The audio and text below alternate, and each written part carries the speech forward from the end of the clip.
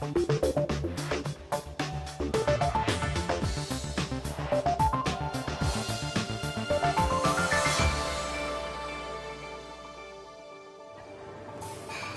and welcome to the programme. I'm Nima Abu-Wardi, and this week we're taking a peek at iftar preparations as people get ready to break their Ramadan fast. Now, traditionally Ramadan is a slow time for many businesses, but not for advertisers, because they're trying to reach out to the millions of people who sit down and watch television having had their first meal of the day at sunset. We meet one Egyptian businessman who's come up with a novel idea of capitalising on these viewers. Also coming up this week, real returns from real estate. We meet a man who says it's a better time than ever to invest in the region's property market. And rejuvenating Jenin. I'm in the West Bank looking at one town that's managing to use business and investment to put a violent past behind it. And rebuilding a war-torn nation. We'll debate the challenges and opportunities of doing business in Iraq.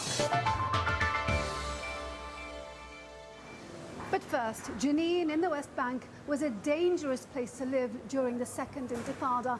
Many of the town's buildings still bear the scars of bullet holes and shell blasts. But these days, Jenin is booming. From its newly opened shopping mall to its brand new art house cinema, businesses there are providing jobs, opportunity and hope. But how is this possible? And where's the money coming from? Well, Philip Hampshire went to Jenin to find out. Here in the West Bank, the walls of Jenin are pockmarked with its recent history. The scars of bullet and shell holes help explain why, when Israelis hear the city's name, they think of the violence of the Second Intifada. But if you thought this is still a place of joblessness and desperation, think again. Construction is everywhere. New buildings are going up along most roads. They've just opened a brand new shopping mall. And the city's streets, now policed by Palestinians, are a safe place to be.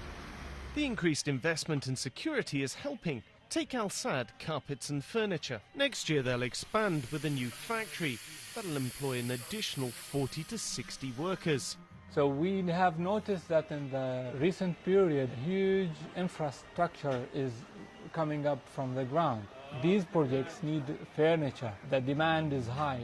This is something new because many customers, they never thought about the interior design, and now we use modern software to show them how the design looks like, and then we also do the realization for the design for them. It's all a far cry from the recent past. The company only survived the Intifada years by sneaking settees out at night, sometimes even passing them over back gardens and fences under the sound of gunfire. Wael's brother Ayman navigated the business through the tough times. Working here was very hard during the Intifada, if there was any work. Sometimes, to move products from one city to another, we had to wake up really early in the morning or sneak out very late. We had to use any chance when there was no army in town to get things around and move quickly to other cities. It was very difficult. It's not all plain sailing. These pallets for carpets had to be specially designed to have only one level. Previous consignments were turned away from crossing the Israeli border by guards. Apparently, they didn't meet security-related design specifications. These kind of border hassles happen almost arbitrarily and slow exports. Down the road is Altea Cosmetics. They import makeup, toys, watches and jewellery. With the newfound economic stability, it too is growing fast. The environment is better now and there is more optimism. There is room for investment and investors are coming from abroad. Also, Palestinians are investing outside. It's easier and much more positive. Security is better now as well. There are some obstacles that we have no control on, like entrances to Palestine and the movement of goods and products in and out of the country. That's the main obstacle for business. The view of all these entrepreneurs is that businesses are helping to keep Jenin safe by providing local people with jobs, opportunity and hope. But rejuvenating a town requires more than just businesses giving out jobs. It also requires centres of attraction. It requires culture. It needs things for people to do. And that's the idea behind this, the first new cinema to be opened up in the West Bank. The plan is for the Art House Cinema, together with all the other investments, to help lift Jenin further from its past. Jenin has a big lack of cultural center, entertainment places, and you can see how the people are enthusiastic. The kids are around us all the time, and they are really happy to have their cinema open again. Hopefully, all of this can stop the violence from breaking out again. Certainly it will give young people who grew up with shooting around them new interests and a light into the outside world. Philip Hampshire reporting from Jenin there. Now, property prices have taken a severe hit across this region, none more so than right here in the UAE. But this hasn't stopped one Saudi company from believing that there is still an appetite for investing in real estate. It's joining forces with a Canadian company to launch a number of exchanges across the world, including in Dubai. Now, the idea is to be able to list property assets and trade them just like stocks. So is this the best time to put your money into property? That's a question I put to Safar Al-Harithi, the chairman and founder of IREX. 3 years ago, nobody listened to us because they are looking for the money industry or the financial industry. Now there are many markets collapsed and people now are thinking about productive projects. If we talk about example about Dubai, yes, Dubai has been affected by the crisis, but they have projects, they have sustainable development. At the end of the day, the money didn't disappear. There are industry. But what about oversupply? You cannot control everything, okay? You cannot control the licenses of projects. The licenses of the projects are issued by the government, so they are the people in charge of if this is oversupplied or not. As an exchange, we have a set parameters. If you meet those standards, you're going to be listed. Where is the interest going to come from? Who's going to be investing? Any eligible person. He can go to the broker and open an investment account and he can invest in the real estate market. And that's an added value. Only people that carry big check, they can invest in the real estate market now.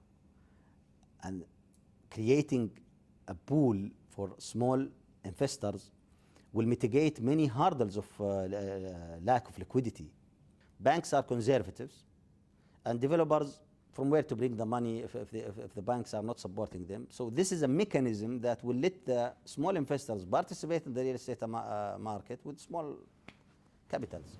But who's allowed to own these investments?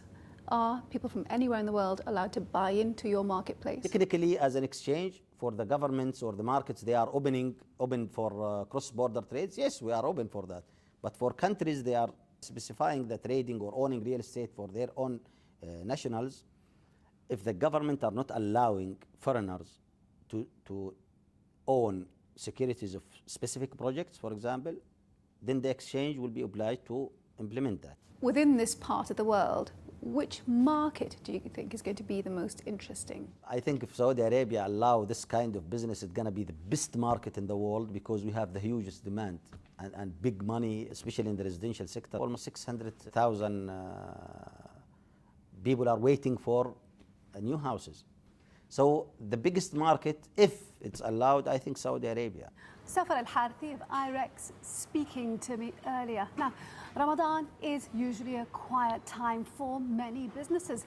People work shorter hours and productivity does drop. But for advertisers, it's a very busy time, and that's because they're trying to reach out to the millions of people who sit down and watch television, having broken their fast at sunset.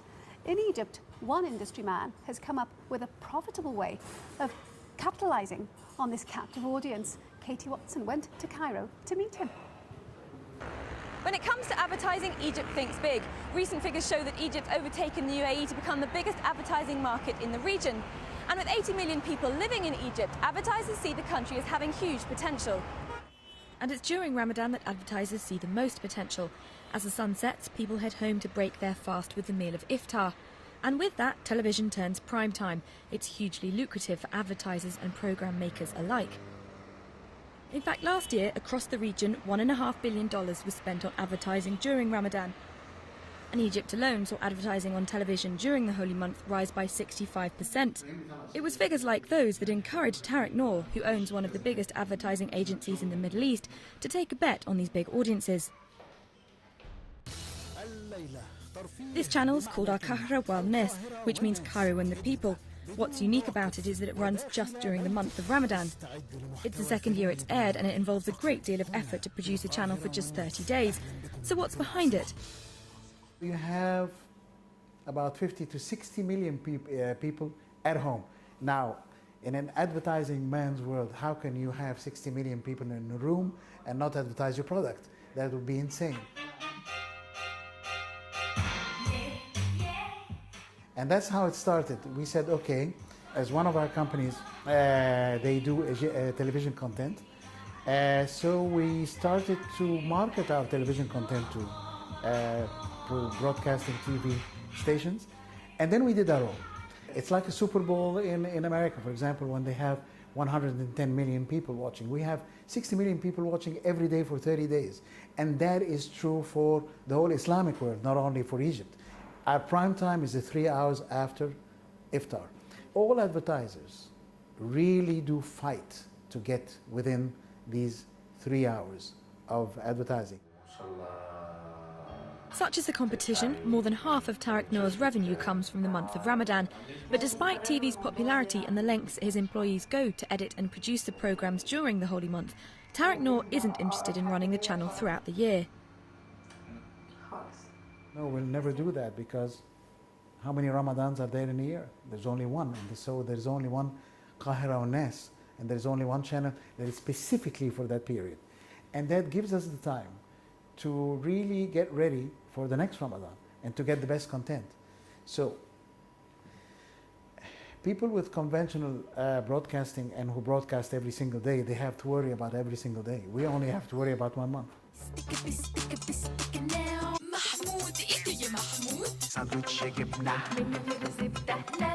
But for a man who's made his name with adverts like these for nearly 40 years and become a bit of an institution in Egypt, he doesn't believe the industry's got easier. He thinks the increase in media has only complicated things. It's more difficult to reach the same type and amount of people than it was a long time ago. When you had just television, just radio, just newspaper, life was simple. It's very difficult now to know exactly what they're watching. And internet is slowly taking everything and eating everything. So while the going's good, Tarek Noor and his colleagues are taking advantage of Ramadan's big TV audiences. It means long days for many people fasting, but it's effort that's rewarded in revenue at the end of the month. Katie Watson reporting from Cairo there. Right, we're going to take a short break now, and when we come back, investing in Iraq. It's our next special summer debate, and this week we're looking at the business opportunities and challenges of rebuilding the country.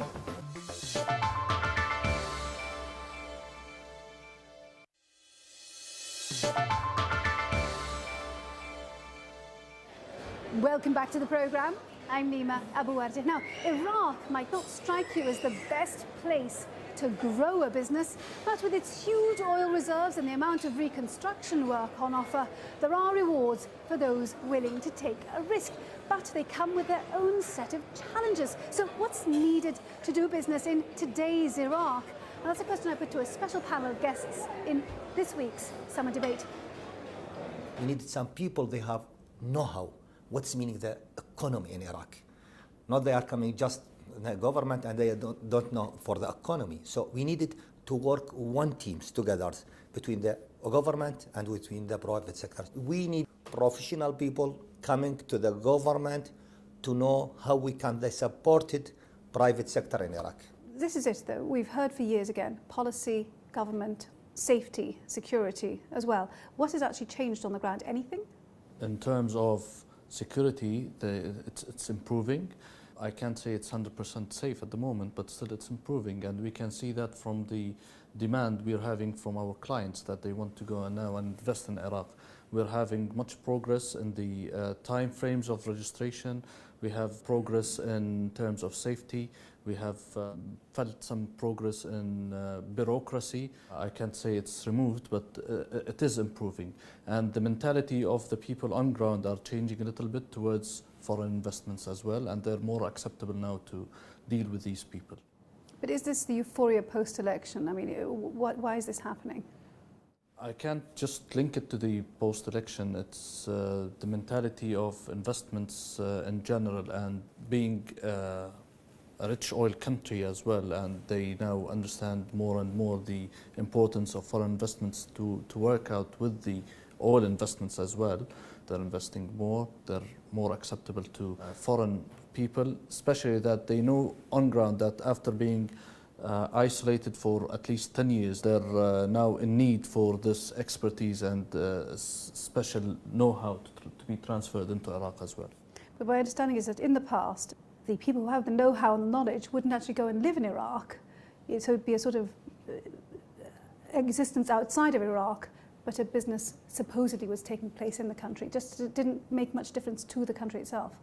It's still happening, but as I've said, it's improving. Now more expats are going into Iraq. They're having more access. They're more freely to go, and especially now that people are going south into Basra, and I think they are planning to improve their airports as well in Basra. Do you still see then people coming in, doing their business and leaving, or are you seeing more people actually staying for longer periods on the ground? Because that, of course, impacts on all the other things, transfer of knowledge and know-how and so on. Actually, they are, most of them, they are trying to stay in Iraq, to continue their business. Who are these people? Some investors, also, especially people now for the oil field, for the electricity also, and also for other sector, for trading, for import, export. Some companies, many commercial companies, they are opening their branches in Baghdad now. And not only in Baghdad, in Iraq. Iraq has needed the infrastructure for years. But what is pushing people to go there these days? Is it perhaps the fact that the global economy is in such bad shape that banks are looking to go to Iraq, other industries are looking to actually go there and make things happen because they're not earning money elsewhere? I think maybe you brought up a good reason. Maybe it's because they're not making enough money elsewhere and they just want to go into more markets. And I think Iraq is a good market to start your business at the moment, so you will gain more ground. And then after, I would say, 5 to 10 years, we're looking at Iraq to be one of the safe countries in the region. But it's a gamble. I don't believe it's a gamble, no. On ground, the main two issues that concern investments are security and corruption. And both are getting better. The security is getting better, and corruption, there is the Integrity Commission that's taking a better role at the moment. So I think it will make it just feel easier and more comfortable to the investments to go in. What are you doing to support small enterprise? Small and medium enterprises is very interested now in Iraq and very successful. And the central bank, they are supported in Iraq, this business, because we are finding the job for the peoples. So our problems, or big problems for the Iraq, now the government, cannot give the people the students when they are finished university, the job. So they are looking for what they are doing. So now Iraqi private banking, they have supported this people or the students, and we are successful about that. But other than that, the people who come and say, I want to register a company, and operate in Iraq, what are the things that they look at and their concerns still about? Well, mainly they will look at, again, security, they will look about corruption, they will look at where they can operate, they will look about employment. Is it easy to get foreigners into Iraq and to let them go out of Iraq? They will look about the insurance. What sectors are good to invest in? Definitely oil and gas services. So bringing, supporting the major oil, and then are the services, medical services, some advisory, aviation. So mainly they're going into the services, and oil and gas. Really, we know exactly what we need. For the time being, I think the critical point, how to pass to achieve everything our needs from the infrastructure. This is the point. So start with infrastructure and then Not other to start, things. when we achieve everything, whatever we need from the infrastructure, then we can jump with the industry, with the roads, with everything. Rules come in that could be taken away at some point or changed. This is one of the issues. With the current political regime in Iraq and with the global economy being what it is, are people willing still to take a risk in Iraq, or do they actually feel secure enough now that the laws will not change? I won't say that the rules would not change. It would change. The elections might come out, as you can see, it might come out with new laws, with new ideas, so it might change. But at least they have the Prime Minister recently and the others have been saying that we guarantee that we're not going to renationalize some big investments, so you can come with a comfort. Wadea Al-Handal, Khalid Saqaf and Dr. Adnan Bilabel speaking to me earlier. Well, our time is very nearly up. I do hope you enjoyed our programme this week. But before we go, let's see how the region's main markets finished the week. And remember, we'd love to hear from you. Our email address is middleeastbiz@bbc.co.uk. Now, stocks and commodities have proven to be a volatile place to store cash. So is investing in art a safer bet? We'll be finding out from a special panel of guests in next week's summer debate. Until then, from me, Nima Abu Wardi, and the rest of the team, thank you for watching. Bye-bye.